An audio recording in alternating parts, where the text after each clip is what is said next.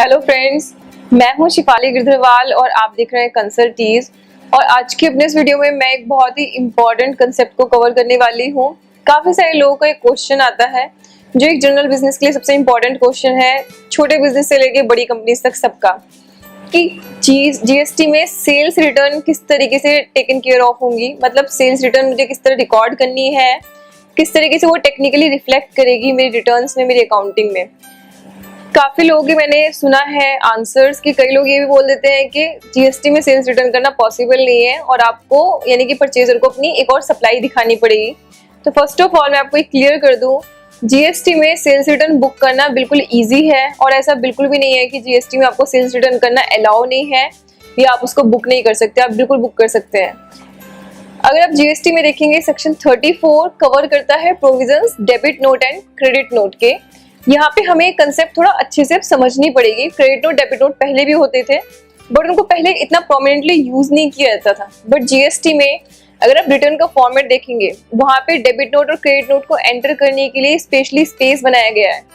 तो अब किन किन सिनेरियोज में हमें क्रेडिट नोट इशू करना है और किस तरीके से उसे रिफ्लेक्ट करना है, वो आज हम डिस्कस करेंगे।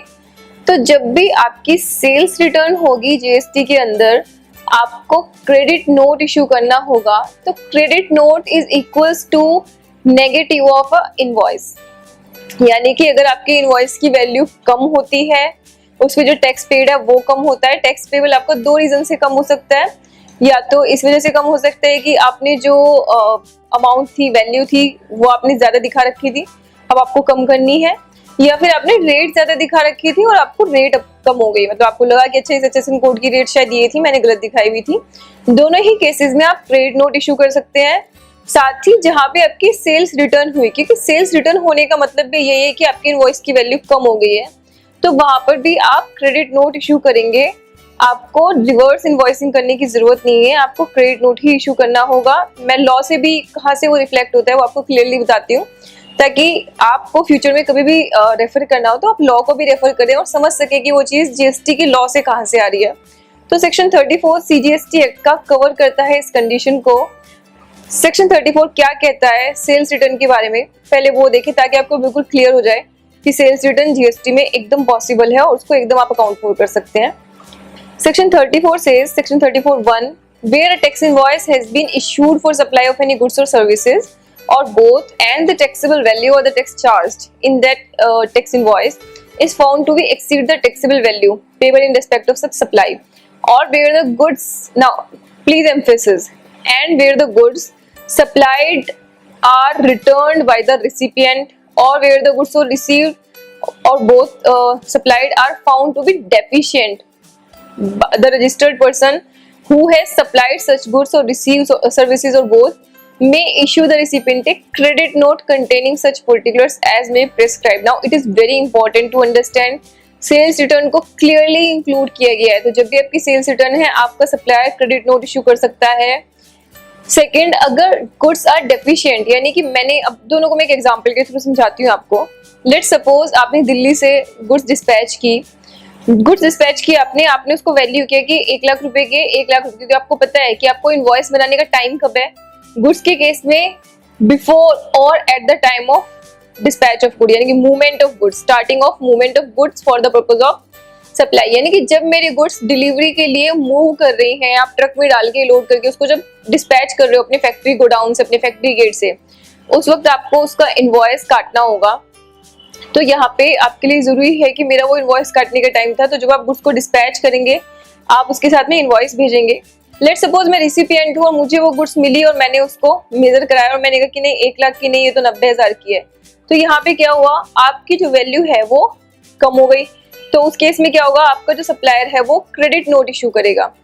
देन सेकंड कंडीशन क्या हो सकती है, मेरे पास गुड्स आई और मैंने कहा कि नहीं मेरे स्पेसिफिकेशन के हिसाब से गुड्स है नहीं, मैंने पूरा का पूरा माल वापस कर दिया। उस केस में भी क्या होगा, आपका सप्लायर आपको क्रेडिट नोट इशू करेगा। नाउ लेट्स सपोज एक इंडस्ट्री का मैं एग्जांपल लेती हूँ। लेट्स सपोज फार्मा इंडस्ट्री में आपने गुड्स भेजी, दवाइयाँ, और वो आपकी एक्सपायरी डेट आ गई उनकी, या फिर तो आप एक्सपायरी डेट आने पे रिटर्न करते हो। तो रिटर्न किसी भी तरह की हो सकती है, ऐसा नहीं कि एक्सपायरी वाली रिटर्न है तो उसको इंक्लूड नहीं किया जाएगा।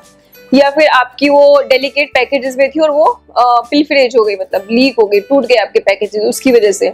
तो क्योंकि उन्होंने खुद भी बोला है कि if the goods are found deficient, supply अगर डेफिशिएंट है तो भी आप उसको रिटर्न कर सकते हो। तो उस सब केस में आप उसको ड्यूली रिटर्न कर सकते हैं और उस केस में आपके सप्लायर को आपके क्रेडिट नोट इशू करना पड़ेगा। अब सेकंड क्वेश्चन अराइज होता है कि क्रेडिट नोट को अकाउंट फॉर कैसे किया जाएगा। जब आप सप्लाई करोगे तो आप अपनी सप्लाई बुक करोगे, अपने सप्लायर का अकाउंट आप उसके लिए आप अपने सप्लायर के अकाउंट में मतलब टेकन के फॉर करोगे उस सप्लाई को। देन जब आप सप्लाई करोगे तो आप सप्लायर का अकाउंट अपने रिकॉर्ड्स में उसको आप फिल करोगे विद द सप्लाई की मेरे सप्लायर के अकाउंट में इतनी सप्लाई होगी, और साथ में आप उतने पैसे उससे रिकवरेबल भी दिखा दोगे, यानी कि आपके डेटर्स खड़े हो गए। जब आप क्रेडिट नोट की एंट्री करोगे तो आप सप्लायर को जो आपने पहले एंटर किया था उसको आप रिवर्स कर दोगे, और जो उससे पेमेंट रिसीव होना है वो भी अमाउंट आपकी कम हो जाएगी। तो पहले आपको 1 लाख रुपए लेने बनते थे, अभी आपके 90,000 रुपए लेने बनेंगे। अब क्वेश्चन ये राइज होता है, देखो 2-3 अलग अलग टाइमिंग हो सकती है क्रेडिट नोट इशू करने की। टाइमिंग के हिसाब से उसका रिटर्न में ट्रीटमेंट थोड़ा सा इफेक्ट होगा। कैसे? लेट्स सपोज आपने क्रेडिट नोट इशू किया जब आपका मंथ के अंदर ही, मतलब आज इनवॉइस इशू हुआ, 2 दिन बाद ही उसने आपको बता दिया, आपने इनवॉइस को चेंज कर दिया, चेंज करके आपने उसको अब तक रिटर्न में फाइल ही नहीं किया था। तो आपका मंथ के बीच में जो भी चेंजेस हुए उसका फाइनल इनवॉइस बना के उसी को आप अपने रिटर्न में एंटर करोगे, आप अपनी सप्लाईज में एंटर करोगे, आपका रिसिपिएंट उसको एक्सेप्ट कर लेगा, कोई इशू नहीं है, क्योंकि रिटर्न में जाने से पहले, गवर्नमेंट तक डेटा जाने से पहले जो चेंजेस थे वो हो गए। सेकेंड कंडीशन वो होती है जहां पे चेंजेस हुए आपके 10 तारीख के बाद, यानी कि अब 10 तारीख को क्या हुआ होगा, 10 तारीख को आप रिटर्न फाइल कर दोगे सप्लाईज की, तो मान लो उस डेट तक भी जो वैल्यू थी वो 1 लाख रुपए थी। अब जब रिसिपिएंट ने उसको देखा अपने GSTR 2 के 2A पार्ट में, तो उसने देखा कि अच्छा ये 1 लाख है, उसने कहा कि नहीं ये तो मेरे को 90,000 बुक करना है, उसने उधर से क्या किया, मॉडिफाई कर दिया। आप अगर देखेंगे तो रिटर्न में GSTR 2 में, वहाँ पे मैंने आपको डेमो भी दिया है अपनी साइट पे, अपने इस यूट्यूब चैनल पे, तो वहाँ पे आपके पास ऑप्शन है कि आप सामने की जो आपकी सप्लाई ने इनवॉइस एंटर किया आप उसको मॉडिफाई भी कर सकते हो। आपने मॉडिफाई करके बोला कि नहीं 90,000 वैल्यू थी, तो 17 तारीख तक का टाइम, आप फिर से अगर रिमाइंड करेंगे तो 17 तारीख तक का टाइम फिर से सप्लायर को दिया गया है, जो आपके मॉडिफिकेशन है यानी कि रेसिपिएंट के, वो उसको एक्सेप्ट कर सकता है। वहां पे अगर वो एक्सेप्ट कर लेगा, मैटर यहीं पे खत्म हो गया, क्योंकि अब तक क्रेडिट पूरा यूटिलाइज नहीं किया रेसिपिएंट ने और आपने भी अपनी फाइनल आउटपुट टैक्स लायबिलिटी पे नहीं किया, तो अभी तक कोई फर्क नहीं पड़ा, वो यहीं के यहीं आपका मैटर रिजॉल्व हो गया, आपकी सेल्स रिटर्न बुक हो गई, कोई टेंशन नहीं है। अब तीसरा केस आपका वो अराइज होगा जहां पे आपने लेट्स सपोज इनवॉइस एंटर किया, रिसिपिएंट ने एक्सेप्ट भी कर लिया, क्योंकि देखिए कुछ supplies depending on the industry ऐसी होती हैं जहाँ पे रिसिपिएंट को बहुत महीनों के बाद समझ में आता है, ठीक है। या फिर लेट्स सपोज मैं फार्मा इंडस्ट्री का एक एग्जांपल लेती हूँ, तो आपकी जो गुड्स है मान लो उनकी एक्सपायरी डेट कुछ महीनों के बाद खत्म हुई, ठीक है। अब देखो उसका इफेक्ट क्या आएगा, सप्लायर अपनी आउटपुट टैक्स लायबिलिटी दे चुका उस पर्टिकुलर इनवॉइस पे, ठीक है, वो गवर्नमेंट के अकाउंट में जा चुकी। अब अगर उसको वो बुक करानी है सेल्स रिटर्न, तो उसको रिडक्शन करनी पड़ेगी in his output tax liability, यानी कि आपका जो टैक्स आप ऑलरेडी दे चुके, आपको उसमें से रिड्यूस करनी पड़ेगी अपनी लायबिलिटी, तो उसका बेनिफिट आपको एज ए क्रेडिट मिलना चाहिए। देन रिसिपिएंट ने क्या किया होगा, रिसिपिएंट ने यानी कि ज्यादा वैल्यू के इनवॉइस को जब एक्सेप्ट किया होगा, तो उसने ITC भी 10,000 रुपए भी ज्यादा यूटिलाइज कर लिया होगा लेके, अब उसको ITC क्या करना पड़ेगा, रिवर्स करना पड़ेगा। अब कई लोगों को टेंशन नहीं होती कि इतना काम करें, उसकी आउटपुट टैक्स लायबिलिटी रिड्यूस करें, उसका ITC जो यूटिलाइज किया वो रिवर्स कराएं रिसिपिएंट को, तो इससे अच्छा है कि हम दूसरी सप्लाई दिखा दें। नहीं, टेंशन वाली कोई बात नहीं है उसमें। देखिए जैसे आप अगर GST में देखेंगे 2 मैचिंग है, पहली मैचिंग आपकी इनवॉइसेस की है और आपकी डेबिट नोट और क्रेडिट नोट की भी मैचिंग है। तो जैसे आप डेबिट नोट इधर से क्रेडिट नोट एंटर करेंगे कि अच्छा ठीक है ये इतनी अमाउंट कम होगी, आपने इधर से अपना क्रेडिट नोट बनाया, एंटर किया, उसके बाद जब रिसिपिएंट उसको एक्सेप्ट कर लेगा, तो जितनी क्रेडिट नोट में अमाउंट टैक्स की है वो खुद ही उसकी अमाउंट में से रिड्यूस हो जाएगी, यानी कि खुद ही उसके क्रेडिट में से कम हो जाएगा। तो जो उसने यूटिलाइज किया था अपने आप रिवर्स हो गया, मतलब आपको स्पेशली उसको अकाउंट फॉर करके करने की जरूरत नहीं है, गवर्नमेंट ने मैकेनिज्म उसका बहुत अच्छे से बहुत ड्यूली बना दिया है।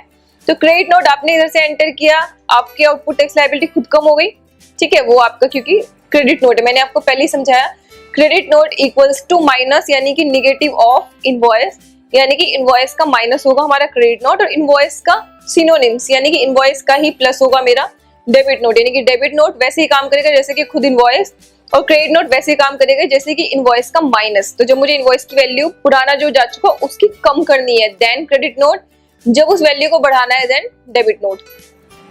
इसलिए कई लोग डेबिट नोट को एडिशनल इनवॉइस भी बोलते हैं, क्योंकि आप अगर एडिशनल इनवॉइस भी इशू करोगे तो वो इक्विवेलेंट टू डेबिट नोट ही होगा। जीएसटी में भी उसको इक्विवेलेंट टू डेबिट नोट ही माना गया है। आप देखेंगे प्रोविजंस में तो क्लियरली वहां पे मेंशन भी है। तो अब जैसे आपने क्रेडिट नोट डाला, उसने एक्सेप्ट किया, उसका क्रेडिट अपने आप कम हो गया, आपकी आउटपुट टैक्स लायबिलिटी अपने आप रिड्यूस हो गई, ड्यूली टेकन केयर ऑफ। तो आपको कोई टेंशन लेने की जरूरत नहीं है, आपकी परचेज, आपकी सेल्स रिटर्न अकाउंट फॉर हो गई। तो ये हमारा था क्रेडिट नोट। आपको मैं ये भी बता दूं कि क्रेडिट नोट को इशू करने के लिए एक टाइम लिमिट है, क्रेडिट नोट को एंटर करने के लिए। डेबिट नोट के लिए कोई टाइम लिमिट नहीं है, क्योंकि डेबिट नोट मतलब आप सप्लाई ज्यादा दिखा रहे हो तो गवर्नमेंट को टैक्स जा रहा है, तो वहां पर उन्होंने कोई टाइम लिमिट नहीं रखी है। लेकिन क्रेडिट नोट को इशू करने के लिए टाइम लिमिट है आपका नेक्स्ट ईयर के सितंबर तक, या फिर आपकी एनुअल रिटर्न फाइल करने की date whichever is earlier, तभी तक आप क्रेडिट नोट को अपनी बुक्स, अपनी मतलब रिटर्न के अंदर उसको शो कर सकते हैं। उसके बाद आप क्रेडिट नोट को नहीं कर पाएंगे। तो ये बेसिक प्रोविजंस से क्रेडिट नोट, डेबिट नोट भी इसमें कवर हो गया। और साथ में जो बहुत सारे लोगों की टेंशन थी कि मैं सेल्स रिटर्न कैसे बुक करूं, आपकी सेल्स रिटर्न भी इसी से बुक हो जाएगी। तो ये हमारे बेसिक प्रोविजन थे सेल्स रिटर्न के। तो आई होप जीएसटी आ रहा है, प्लीज रूमर्स पे ध्यान ना दें, और जो भी चीज आपको बताई जा रही है आप उनको प्लीज लॉ से कनेक्ट करने की कोशिश करें। कुछ भी रॉकेट साइंस नहीं है, कुछ भी जीएसटी में ऐसा नहीं है कोई बहुत बड़ा बर्डन या कोई बहुत कुछ नया आ रहा है। एक्चुअली में जो पुराने लॉज हैं लगभग वही सब दोबारा से आ रहे हैं। पर किसी भी तरह की रूमर्स पे या गलत चीजों पे आपको ध्यान नहीं देना है। जितनी भी आपकी ट्रांजेक्शन होंगी सबका टेकन केयर फॉर किया गया है जीएसटी में, बहुत अच्छे से किया गया है। रेफर करने के लिए आप सेक्शन 34 सीजीएसटी एक्ट का रेफर कर सकते हैं। मैंने सिर्फ आपको रिलेवेंट पोर्शन पढ़ा है, काफी सारे प्रोविजन है, आप सारा भी उसका एक बार रीड कर सकते हैं। अपनी क्वेरीज, अपने क्वेश्चन जो भी आपके माइंड में आए आप हमसे डिस्कस कर सकते हैं, हमसे पूछ सकते हैं। प्लीज अपना फीडबैक हमें दें, हमारे चैनल को लाइक करें, सब्सक्राइब करें और इसी तरह हमारे चैनल को देखते रहें। Thank you so much for watching this video.